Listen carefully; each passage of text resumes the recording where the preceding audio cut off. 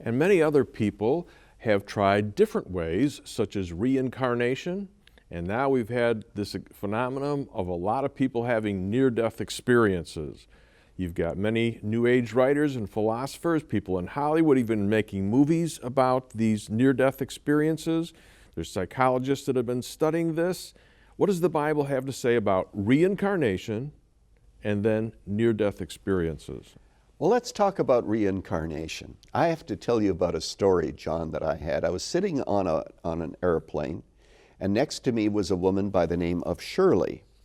And when she found out I was a pastor, she said, "You're so fortunate because I'd like to be able to preach to people and tell them about my experiences and even bring healing to them."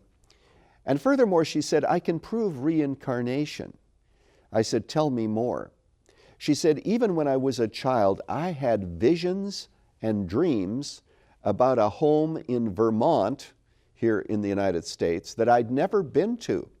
And as an adult, I visited the home and I realized it was exactly as those visions and dreams indicated."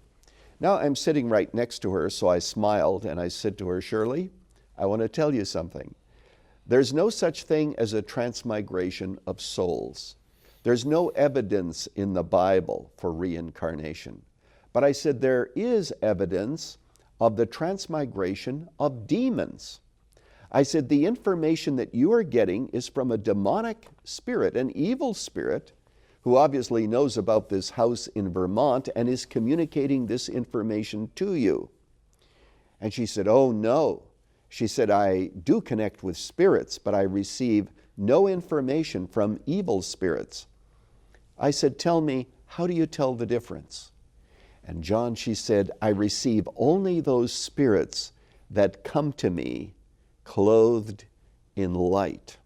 Well, you probably already know the verse of Scripture that I shared with her, 2 Corinthians chapter 11, where the Apostle Paul says that Satan himself is transformed into an angel of light.